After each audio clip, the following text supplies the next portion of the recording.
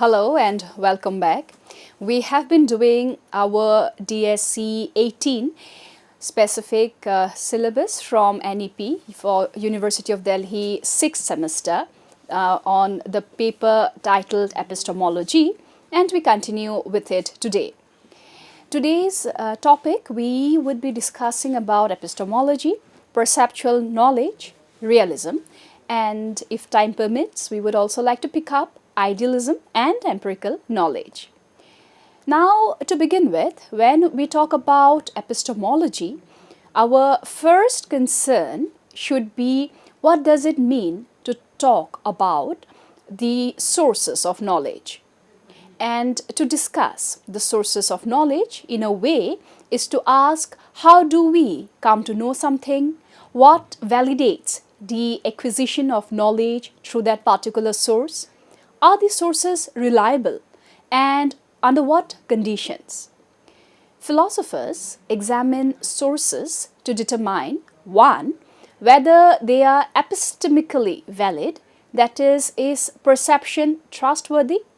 How they contribute to distinguishing knowledge from belief or opinion? Whether they interact or depend on each other. Example, does reason validate perceptual knowledge? So, with these questions in our mind, we start with the first topic of epistemology, and that is the sources of knowledge. The sources of knowledge refers to the ways or means through which humans acquire knowledge about the world, themselves, or abstract concepts. These sources can be broadly categorized as 1. Perception, that is, knowledge gained through sensory experience like sight, hearing, touch, taste, and smell. Example, knowing it is raining because you see and hear raindrops and also smell the earth. Reason, second, knowledge derived from logical inference or rational thought. Example, understanding that all bachelors are an unmarried men through reasoning.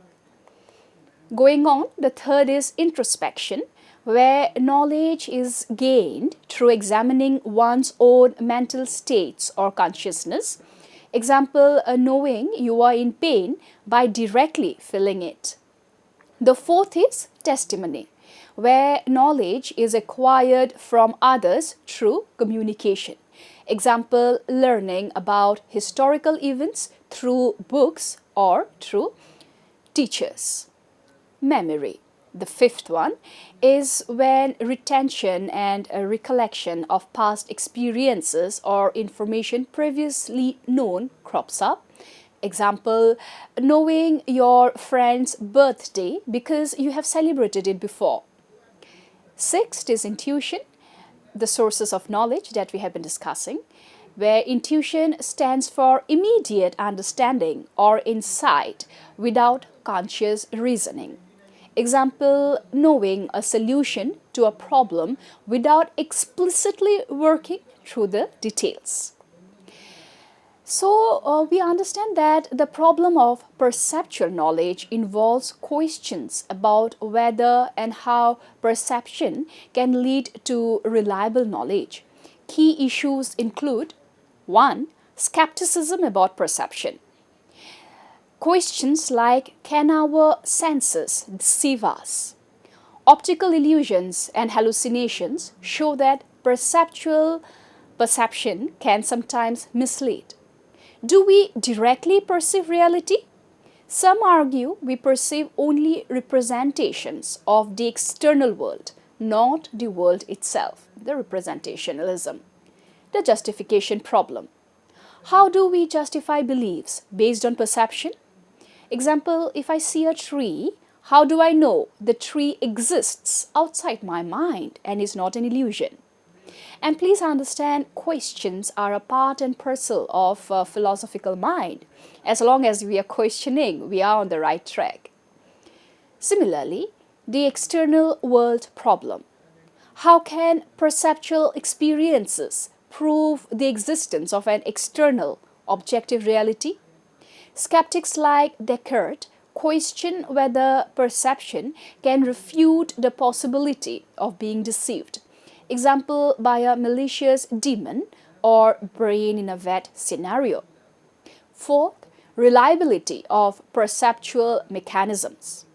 Are the sensory organs and cognitive processes that interpret sensory data reliable across different conditions? Philosophers addressing the problem of perceptual knowledge have proposed theories like direct realism, where perception gives immediate access to the external world; indirect realism, where we perceive the world indirectly through mental representations; phenomenalism, objects exist only as sensory phenomena within our perception. By examining these challenges, epistemologists aim to understand whether perception can be a robust foundation for knowledge or whether it needs supplementation by other sources. Philosophical insights on the problem of perceptual knowledge, we can state that the problem of perceptual knowledge has long been a central concern in epistemology. It raises deep questions about the nature of reality, the reliability of senses, and the justification of our beliefs. Below are some philosophical perspectives and debates that enrich the discussion. For example, the first is the challenge of skepticism. Skepticism questions whether perceptual knowledge is possible at all, given that our senses can deceive us anytime. Philosophers like René Descartes and David Hume have contributed significantly to this line of thought. Descartes' method of doubt is well known. Descartes famously argued that we cannot trust our senses because they might deceive us, hallucinations or dreams, for example. His skeptical challenge led him to seek a foundation for knowledge that is immune to doubt, which he founded in the cogito, or I think, therefore I am. But before he lands up in the cogito, he lands up with dubito, which was I doubt, therefore I am. Doubting, he says, is a part of the mind, or rather a subset. And the mind just doesn't doubt all the time. It also does a lot of other activities like thinking, willing, hoping, accounting, examining, and so on and so forth. So doubt, like all these features of mind, are the subsets of mind, or cogito. Hence, he replaces dubito ergo sum with cogito ergo sum, thus making it I think, therefore I am. Brain in a vat argument. Modern skeptics proposes scenarios where perception is completely illusory. Example, a brain hooked up to a computer generating false sensory inputs. These raises the question, how can we know that our perceptions correspond to reality? Number 2, theories of perception. Different theories attempt to explain how perception relates to the external world and whether it provides genuine knowledge. Direct realism, also called as naive realism, argues that we perceive the world directly as it is. Objects exist independently of our perception, and sensory experience gives us direct access to them. Critics point to perceptual illusions and the subjectivity of experience as challenges to this view. Indirect realism, which is also called as representative realism. It claims that we do not perceive the world directly, but through mental representations or sense data. This view attempts to explain perceptual errors, but faces the veil of perception problem. How can we confirm that our representations accurately reflect the external world? Phenomenalism. This theory of perception suggests that physical objects are nothing more than collections of sensory experiences. For example, a tree is merely the sum of visual, tactile, and other sensory impressions associated with it. Critics argue that this collapses the distinction between perception and imagination. Idealism. George Berkeley posits that the external world exists only insofar as it is perceived, esse est percipi, or to be is to be perceived. This view eliminates skepticism about perception, but is controversial for denying the independent existence of the physical world. And please understand, Berkeley was popularly known as Bishop Berkeley, and because for his adherence to Christianity, he had to prove the existence of God, and for him, the esse est percipi, or to be is to be perceived, the perceptor, or the one who is perceiving, ultimately has to be the universal God. Reliability of perception. Let's come to this section now. Some philosophers argue for perceptual knowledge based on the reliability of sensory systems. Reliabilism suggests that beliefs formed through reliable cognitive processes, including perception, are justified.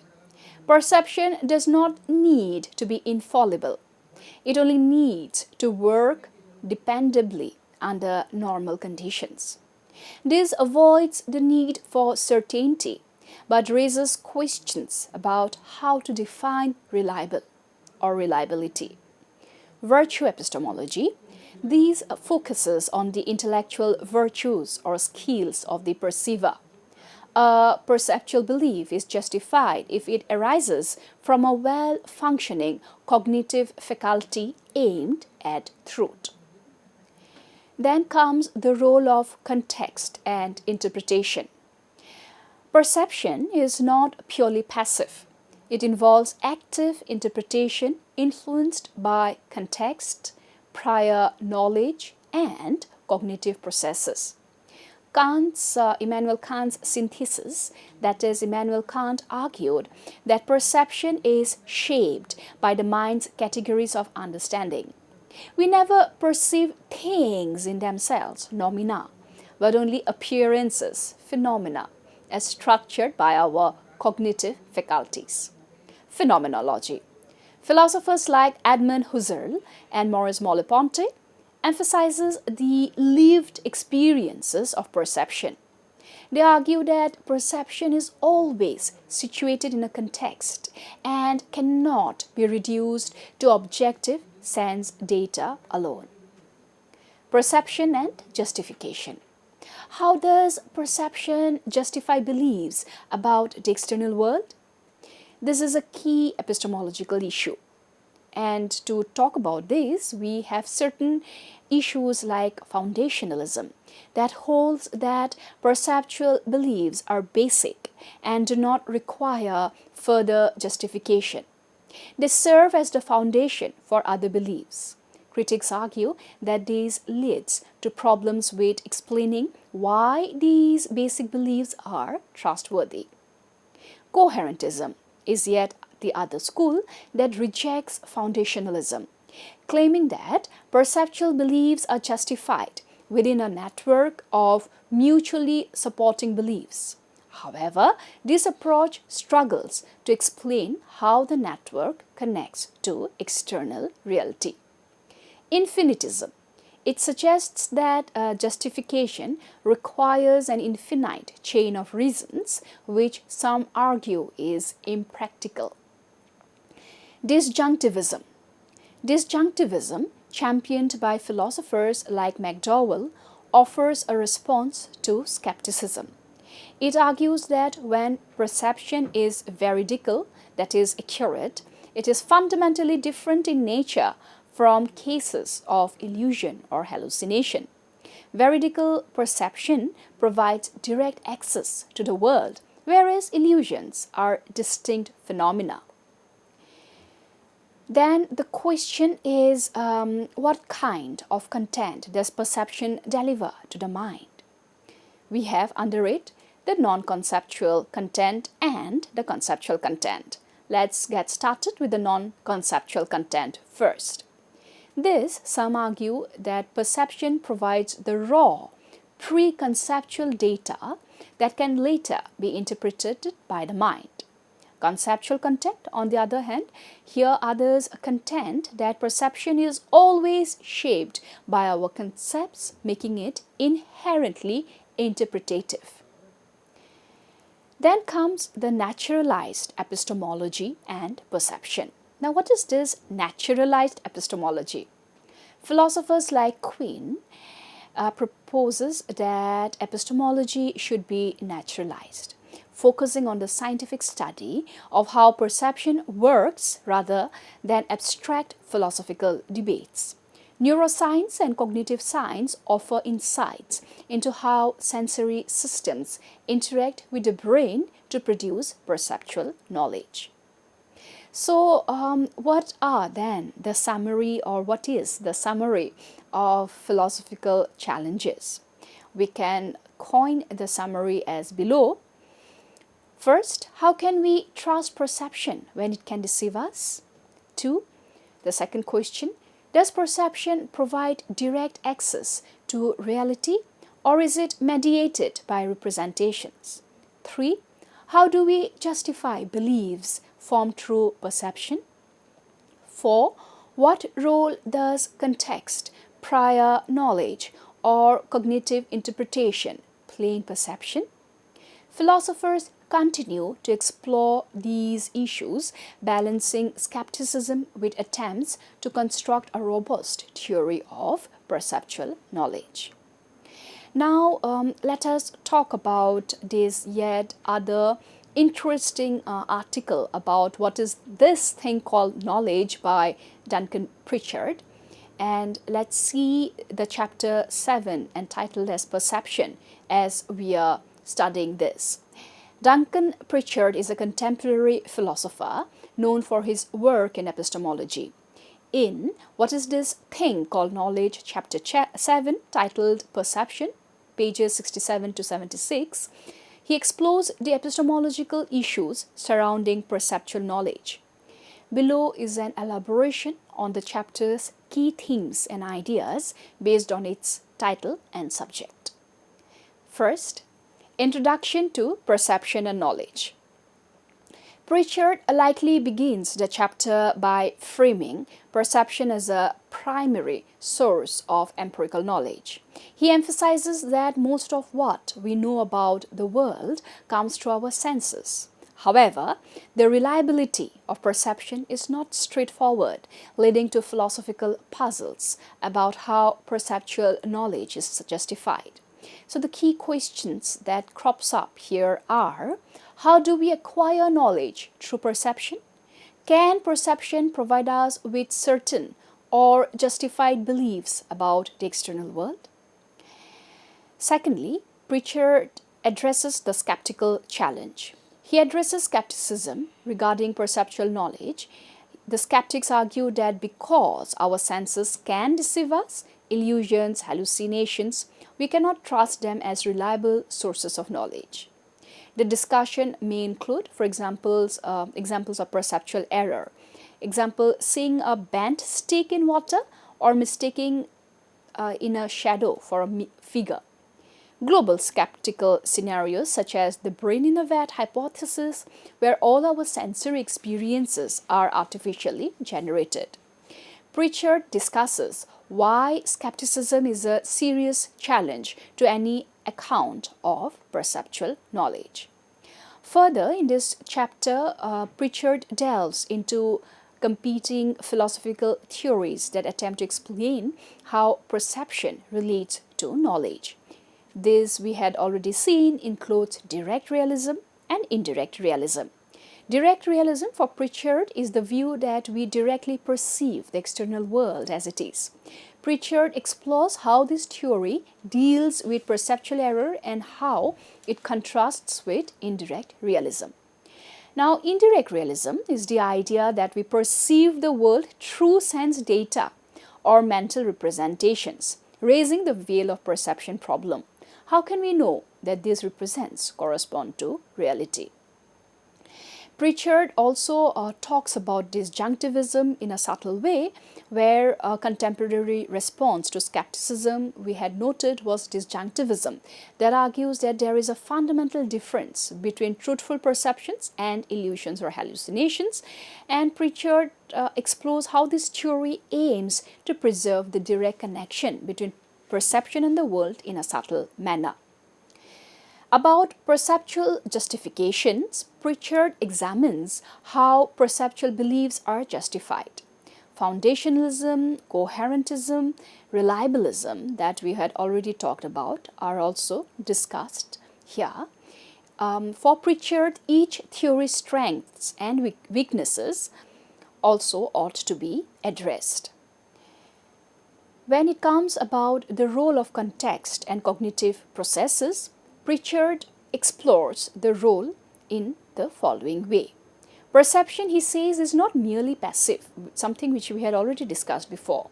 Pritchard is also of the opinion that it involves active interpretation based on prior knowledge, expectations, and context.